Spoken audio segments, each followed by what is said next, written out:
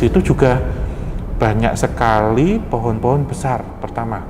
Terus lokasinya itu juga tidak jauh dari muara sungai. Nah, di muara sungai ini memang banyak sekali kisah-kisahnya, termasuk salah satu kisah yang melegenda itu tentang ilmu leak.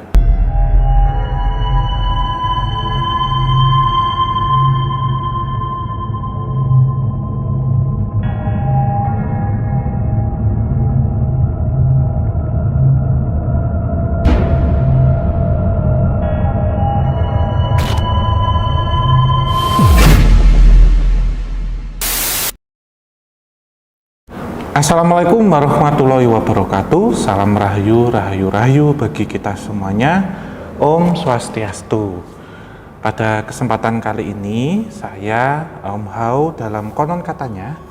Setelah kemarin kita ada di Pulau Borneo, kita sekarang akan bergeser ke Pulau Dewata Bali. Jadi seperti ageman saya yang saya pakai sekarang. Dan di konon katanya ini kita akan membahas tentang Taman Festival Sanur. Sedikit tentang kisahnya ya dan sejarahnya. Taman Festival ini itu dibangun pada kisaran tahun 1997 di atas lahan yang beratus-ratus hektar. Tetapi selang 2 tahun dalam masa pembangunannya atau dalam masa beroperasinya, lokasi ini jadi terbengkalai akibat krisis moneter yang melanda Asia pada waktu itu atau Krismon yang kita kenal, sehingga hal ini pun akhirnya menutup beberapa bidang-bidang usaha industri entertain, salah satunya hiburan, dan juga berdampak pada festival ataupun taman rekreasi Festival Sanur yang ada di Bali, sehingga tempat ini akhirnya mangkrak ataupun tutup sampai hari ini. Belum sempat terkenal sebagai objek wisata megah. Kenapa disebut objek wisata megah? Karena tentunya berdiri di atas lahan berhektar-hektar yang sangat luas. Terus lokasinya juga strategis dan juga memiliki panorama yang cukup menarik dan indah gitu, karena pas berada di pantai Sanur tepian, jadi tidak jauh gitu dari pantainya sendiri. Lokasinya ini sendiri ketika terbengkalai itu malah sekarang dikenal sebagai wahana tempat rekreasi mistis ataupun objek wisata mistis. Hal ini mungkin bisa disebandingkan ya atau disamakan dengan Taman Wonderia yang ada di Semarang. Jadi nanti Sobat Javanika juga mungkin yang baru-baru gabung nih nanti juga bisa lihat ya, scroll ke bawah, lihat waktu itu kami penelusuran di Taman Wonderia yang ada di Semarang. Tetapi masanya berbeda tentunya. Kalau ini tahun 1997 itu mulai, kemudian selang beberapa tahun mendekati tahun 2000-an itu kemudian non operasi atau tutup. Kalau Taman Wonderia belum lama, istilahnya masih 7 ataupun 8 tahun yang lalu gitu. Hal ini tentunya dipengaruhi karena pembangunan objek wisata ini tidak sesuai dengan kaidah adat masyarakat Bali. Jadi waktu itu saya sempat diskusi ya atau sempat ngobrol di lokasi dengan Ajik ya yang ada di sana. Itu memang lokasinya ini sendiri itu sudah terkenal sakral ataupun sudah terkenal keramat itu bahkan sejak ratusan tahun yang lalu. Dan ketika tempat ini dipakai kemudian untuk wahana wisata, itu memang sempat hanya membangun saja, jadi tidak diperhitungkan secara arah letak, kemudian memperhatikan lokasinya ini dulu seperti apa. Dan yang diperparah ketika tempat ini ternyata lebih diperuntukkan untuk hal-hal yang berkaitan dengan komersil ataupun hal-hal yang hanya menghasilkan keuntungan saja gitu, tanpa memperhatikan adat yang melekat di sekitar ataupun hal-hal yang berkaitan dengan mistis atau keramatnya itu tadi. Nah ini coba kita tilik ya, kenapa ini tempat ini keramat. Kondisi saat ini karena sudah hampir 20 tahun lebih terbengkalai, ketika masuk ke dalam lokasi, aura terasa semakin berbeda. Ya tentunya ketika kami pertama masuk ke dalam itu yang kita rasakan banyak semak belukar, kemudian banyak tempat yang tidak terawat, terus yang ditakutkan itu ada beberapa hewan-hewan reptil di situ. Terus lokasinya sendiri karena pinggir pantai terbengkalai, itu juga menyerap ya, dalam artian di sini udara pantai yang lembab dan mengandung garam itu juga membuat cepat korosi, dan lokasinya sendiri akhirnya pengap, nggak nyaman untuk ditempati karena kelembapan itu akan membuat beberapa ruangan-ruangan atau tempat-tempat yang ada di dalam Taman Festival Sanur ini menjadi gelap, dan juga kalau orang Jawa bilang itu singup, sehingga jarak pandang terhalang semak belukar dan jalanan ditutupi tanah serta dedaunan. Jadi kalau sekarang itu seperti kebun ya, jadi sudah nggak terawat dan sudah tak terlihat bangunan-bangunannya karena ada beberapa yang sudah roboh, kemudian atapnya yang sudah ambrol, ada juga yang sudah penuh dengan vandalisme dan sudah kotor di sana sini, ibarat kata demikian. Dan nampak rumput liar itu bahkan merambat itu di dinding-dinding bangunan, serta di situ yang dulu dipakai untuk kolam buaya itu sekarang sudah kering atau sudah ditinggalkan. Secara ini buaya sebenarnya ya, tapi nanti akan kita bahas tentang keberadaan dari ratu buaya yang ada di situ. Area bangunan ini dulunya merupakan sebuah kerajaan gaib yang megah. Secara energi, lokasi ini memang kurang tepat untuk hal yang bersifat komersial. Seperti itu yang sudah kita bahas ya, nanti akan kita detailkan di sini. Meskipun tidak hanya satu faktor itu saja yang menyebabkan lokasi tersebut menjadi bangkrut atau tutup. Ini faktor secara X-nya.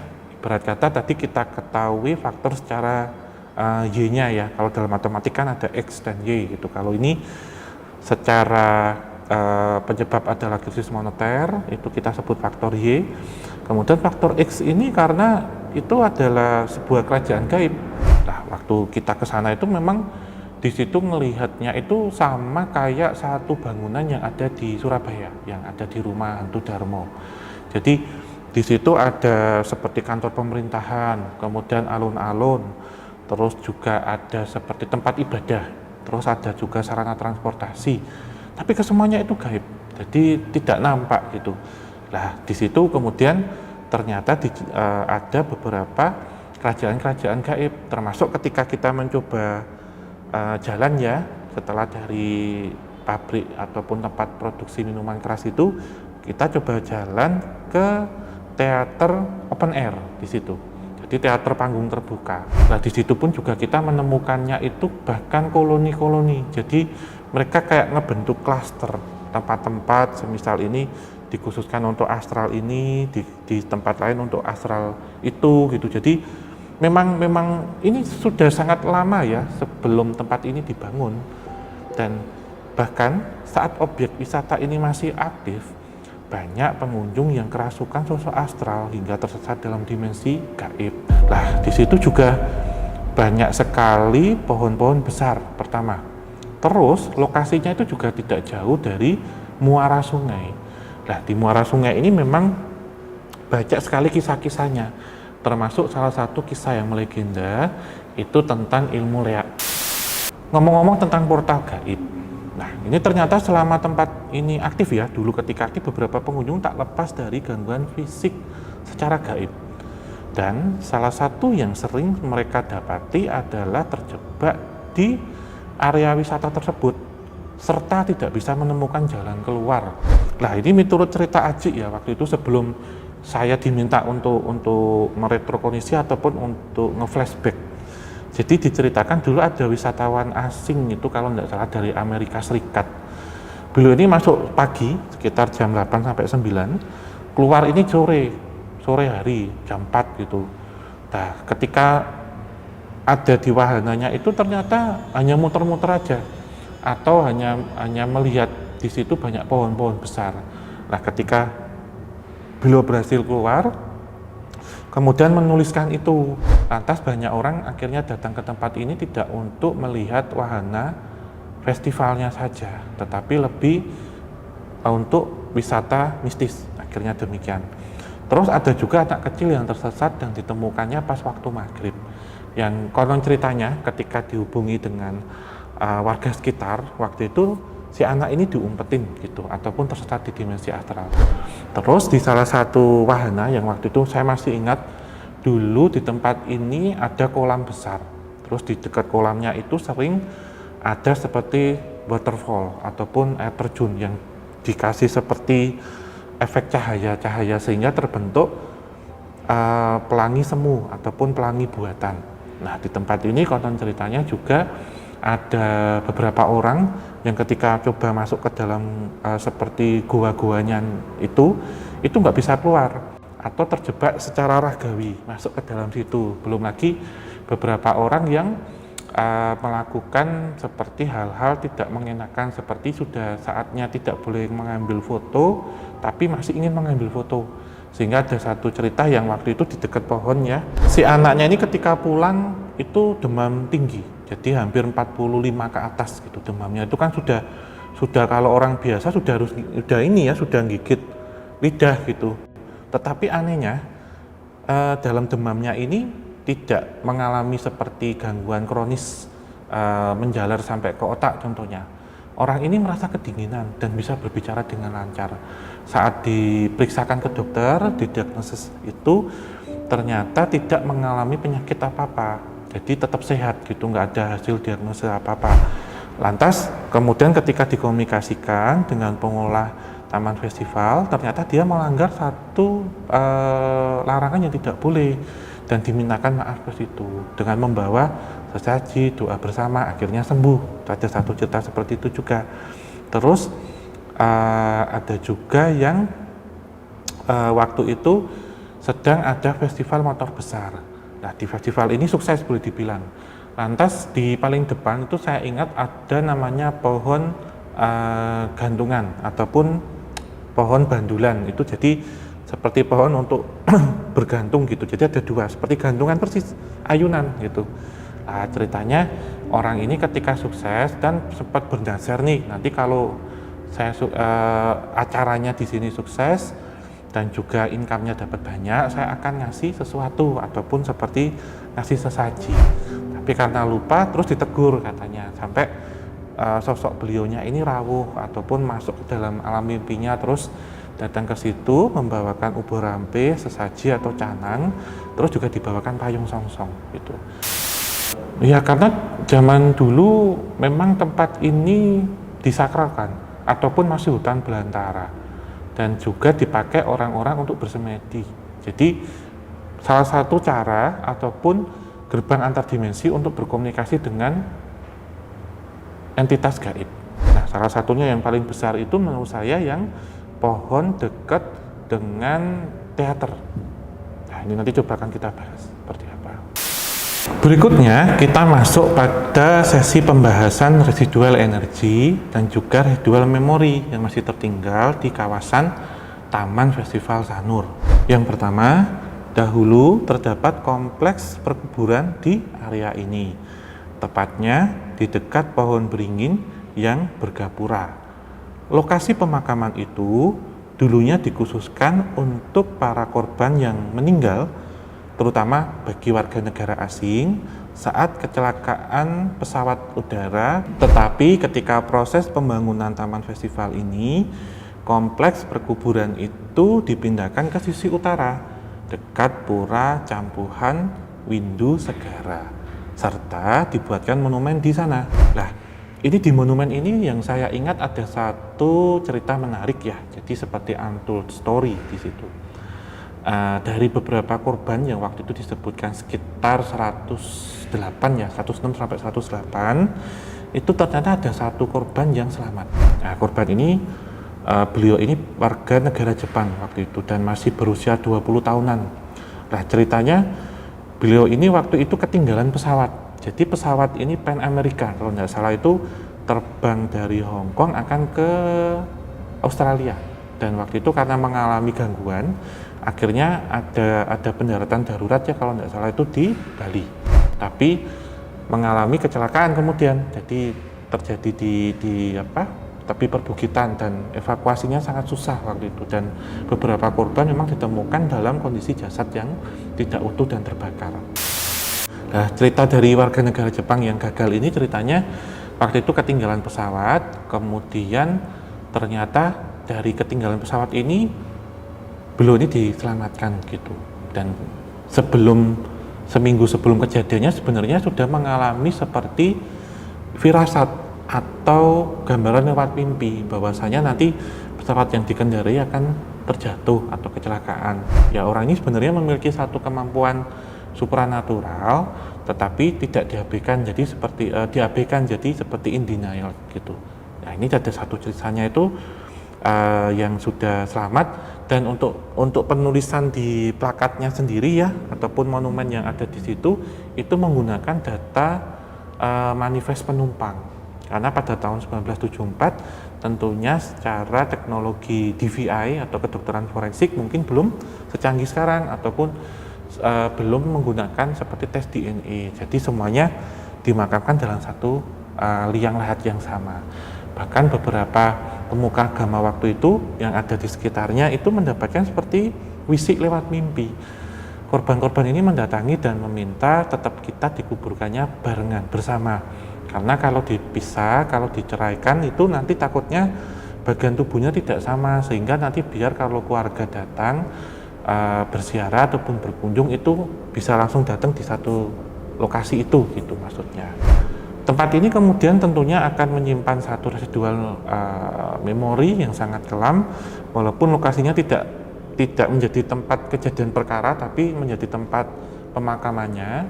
Yang waktu itu saya temukan bahwasannya di area panggung teater ataupun panggung open air itu ada beberapa penampakan ataupun residual memori dari beliau-beliau yang pernah kecelakaan itu. Jadi yang waktu itu yang saya lihat seperti orang bule gitu, jadi seperti orang asing yang di situ dengan keluarganya itu duduk melihat pagelaran yang ada di situ, karena di panggungnya itu sendiri kan belakangnya ada seperti relief-relief. Nah, itu menurut cerita terkadang dari relief itu keluar sosok-sosoknya, yang penarinya itu keluar, kemudian disaksikan oleh beberapa orang-orang yang itu meninggal menjadi korban dari kecelakaan pesawat ini. Jadi kebanyakan memang warga negara Jepang di situ. Oke, berikutnya yang kedua, sempat terjadi kebakaran pada tahun 2012, tetapi kebakaran ini tentunya tidak masif ya seperti yang pertama. Salah satunya menimpa teater yang indoor yang tadi saya ceritakan, itu yang atapnya dari daun rumbia atau daun jerami. Berikutnya, pernah dijadikan lokasi pembuangan mayat korban tindak kriminal. Nah, beberapa jenazah-jenazahnya itu selain ditemukan di sekitaran dari kompleks Taman Festival ini, juga di pantai yang ada di sekitarnya, yaitu Pantai Padang Galak. Terus kemudian juga tempat wisata yang kini sudah terbengkalai ini sekarang jadi salah satu spot untuk para anak muda mengekspresikan dirinya melalui seni mural dan juga grafiti. Banyak sekali lukisan di tembok-tembok usang itu. Tetapi ada salah satu mural yang memiliki riwayat yang berbeda dari kebanyakan mural di tempat itu. Terdapat sebuah mural dengan sosok seorang perempuan. Konon mural itu adalah manifestasi sosok astral yang menghuni tempat tersebut. Nah, sosok ini itu salah satunya tadi yang korban kriminal ataupun jasad yang pernah dibuang di sekitar itu. Jadi dikisahkan sosok ini mengalami seperti sexual harassment dan juga seperti tindakan pemerkosaan yang dilakukan oleh beberapa orang laki-laki waktu itu, dan karena ingin menghilangkan jejak dan juga ada satu tindakan yang keji, itu matanya ditusuk waktu itu. Jadi ada satu tindakan yang sadis. Kenapa demikian? Karena dalam kondisi yang sama-sama dalam pengaruh alkohol.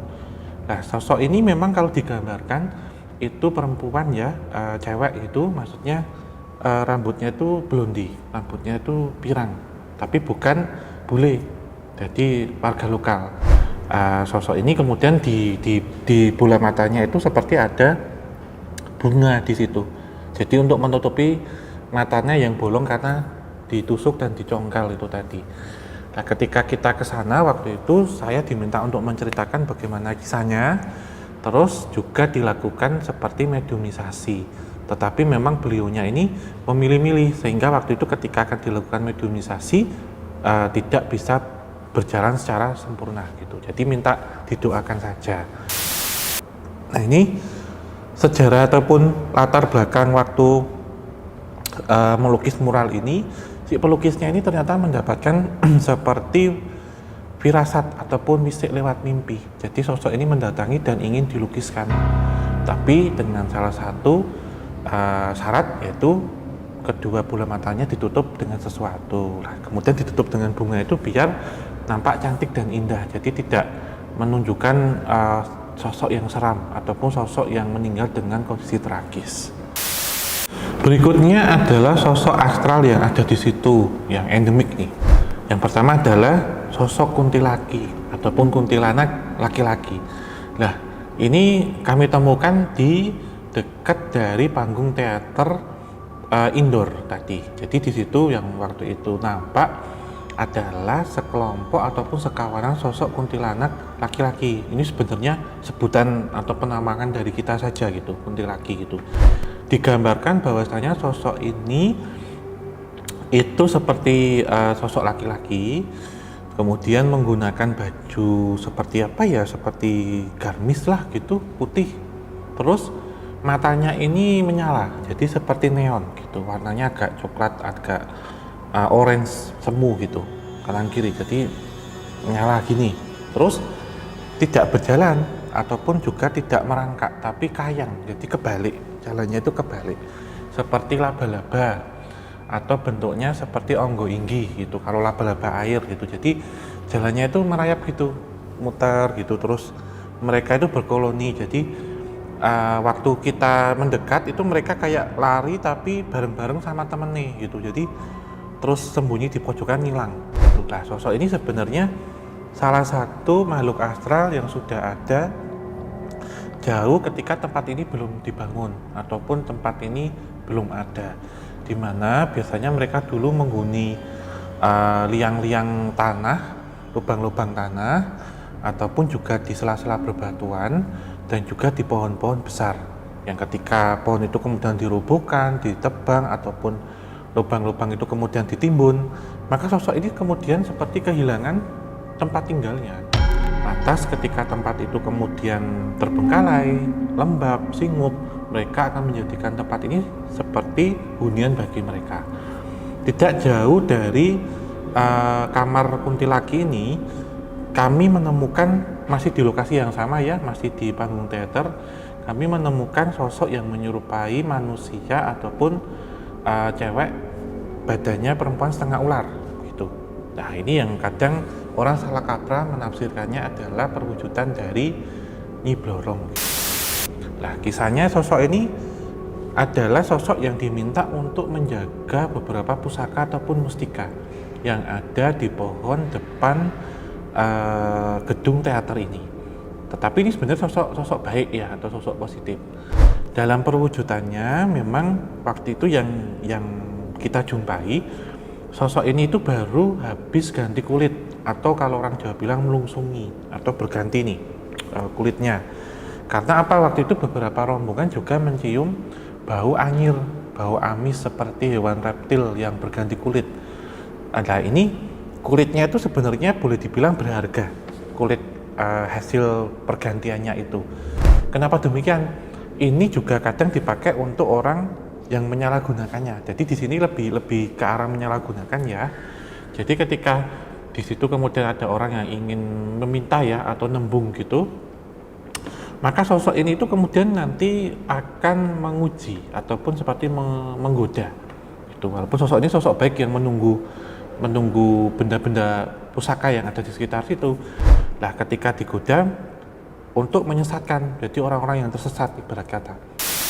Menurut cerita, pergantian kulit atau bekas kulit yang diganti itu nanti bisa dirubah ataupun berubah menjadi lempengan emas.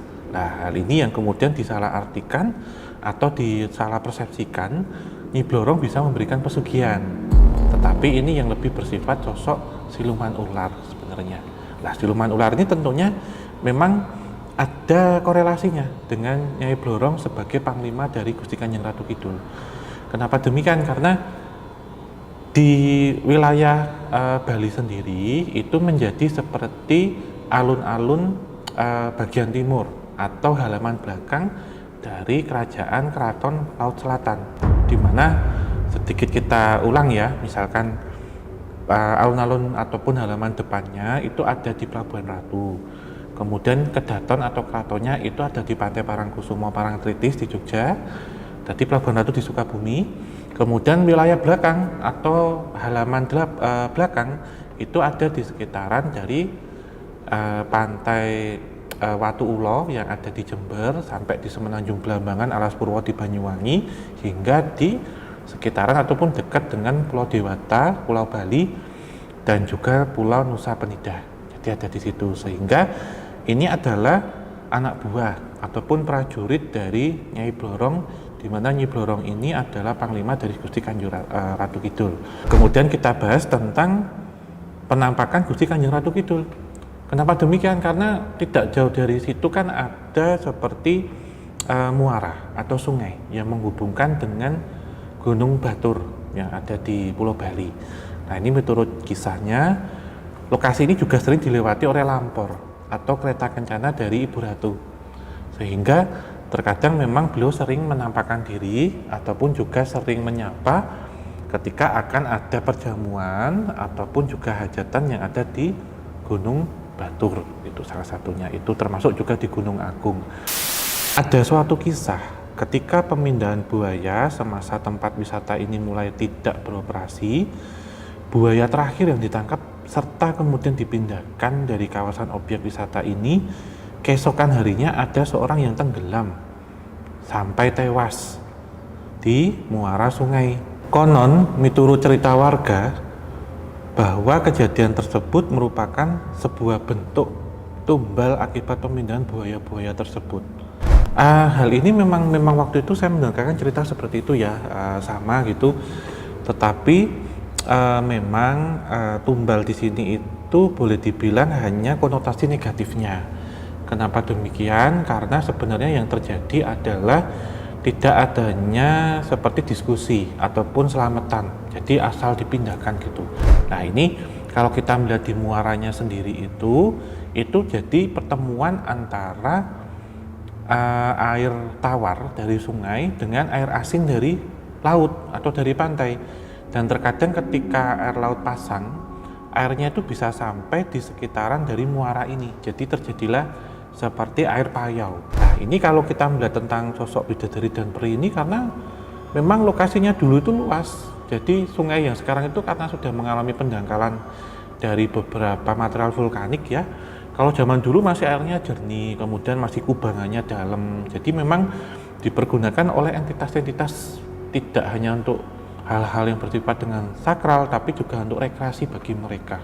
Nah, di sini memang yang paling kuat adalah entitas dari Ratu Buaya atau Ratu Buaya Putih yang ada di sini. Nah, ini juga di situ beliau sendiri menyimpan seperti mustika buaya. Mustika buaya ini memang sampai sekarang itu seperti dicari atau diburu banyak orang karena daya magisnya bisa menaklukkan hewan-hewan reptil, tidak hanya buaya tapi juga ular, bahkan tidak hanya yang bersifat ataupun yang biologis ataupun wujud saja, bahkan yang bersifat metafisik. Jadi seperti buaya-buaya gaib yang ada di situ. Energi-energi terkuat berikutnya yang waktu itu kami rasakan itu yang ada di pohon atau menyerupai pohon beringin ya, yang dekat dengan gedung teater. Nah, di sini itu dijaga oleh 3 entitas hewan mitologi, di mana yang pertama adalah sosok kera putih atau seperti Raja Hanuman yang ada di situ. Jadi yang berikutnya adalah sosok ular putih, terus yang terakhir adalah sosok harimau putih. Jadi harimau putih ini kalau di Jawa mungkin hampir sama seperti Kiai Kopek gitu. Jadi white tiger, terus tadi ada white snake gitu, ada satunya. Terus sosok kera putih. Nah, ini tiganya ini menaungi pohon beringin itu yang secara tak kasat mata sebenarnya pohon beringin ini adalah pohon beringin putih. Jadi seperti yang ditemukan di Kota Praja Trowulan, yang waktu itu memang ada satu pohon beringin putih yang di situ memang dijaga seperti entitas-entitas hewan-hewan mitologi, semuanya putih. Jadi ada naga putih, ayam putih, merak putih, jadi menjaga di situ.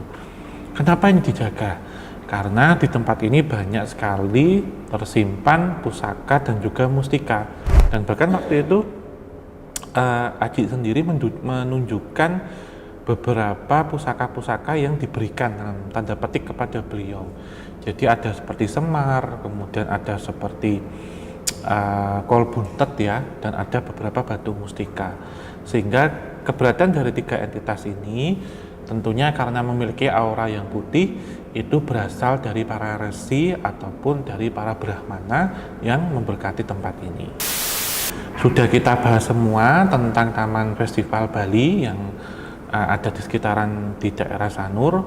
Sebenarnya pesan yang bisa kita ambil bahwasanya ketika kita akan membangun suatu tempat, kita harus memahami detail lokasi itu seperti apa, termasuk sejarahnya dulu seperti apa, kisahnya seperti apa, dan kita juga harus tahu tempat ini disakralkan atau menyimpan beberapa hal-hal dari masa lampau, baik itu secara positif ataupun negatif, tragis ataupun tidak gitu. Dan terlebih juga harus diperhitungkan tentang tata letak seperti halnya Feng Shui, ataupun juga memperhitungkan tentang kearifan lokal yang ada di sekitarnya. Dan jika tempat ini memang sakral, dikeramatkan, itu juga harus kita konsultasi dengan pakar ataupun pemuka yang ada di sekitar, termasuk praktisi. Ini bagaimana, apakah boleh untuk hal-hal yang komersil, apakah ada makam di situ, apakah juga akan mengganggu. Karena apa? Karena kalau nanti energinya tidak bagus, bisa jadi tempat ini akan menuai banyak bala gitu. Jadi harus kita tahu, jangan sampai terbengkalai, kemudian malah menjadi tempat untuk hal-hal yang berkaitan dengan energi astral negatif yang menempati tempat ini. Oke, mungkin ini penutup ya dari kami untuk episode konon katanya di Pulau Bali. Nah, ini untuk sobat Javanica, atau kalau di sini sudah sedikit bergeser menjadi sobat Nusantika, destinasi berikutnya konon katanya kita akan bergeser kemana. Jadi kemarin sudah di Batam, kemudian di Kalimantan Timur, sekarang di Bali. Coba ini untuk sobat Nusantika, apakah nanti kita akan coba di Maluku, Pulau Celebes, di Pulau Sulawesi, Nusa Tenggara, atau di Pulau Andalas. Nah, nanti informasikan saja, atau juga di Bangka Belitung juga bisa, atau di wilayah Kalimantan yang lain. Nanti bisa dituliskan di kolom komentar atau ngirim pesan ke Kisah Tanah Jawa. Mungkin kurang lebihnya demikian ya untuk teman-teman semuanya, sobat Javanica dan juga calon nih sobat Nusantika. Terima kasih sudah menyaksikan dari awal. Semoga konon katanya pada kesempatan kali ini memberikan manfaat dan juga bisa memberikan informasi termasuk hiburan. Dan tetap dukung channel kami, tim Kisah Tanah Jawa, agar nanti bisa expand atau berkembang menjadi kisah Nusantara gitu. Jadi tetap subscribe, kemudian juga tuliskan di kolom komentar, tetap like dan share sebanyak mungkin. Tidak lupa kami mengucapkan terima kasih kepada Rail Digital yang sudah memberikan izin untuk kami syuting konon katanya pada kesempatan kali ini. Dan untuk teman-teman penggemar atau penghobi seni fotografi yang berada di Yogyakarta terutama dapat mengunjungi toko Rail Digital untuk mendapatkan tawaran eksklusif tentang piranti-piranti alat-alat untuk fotografi. Oke, kita tutup akhir kata. Wabillahi taufik wal hidayah. Wassalamualaikum warahmatullahi wabarakatuh. Muga tansah pinaringan rahayu sagung dumadi. Om Santi Santi Santi Om.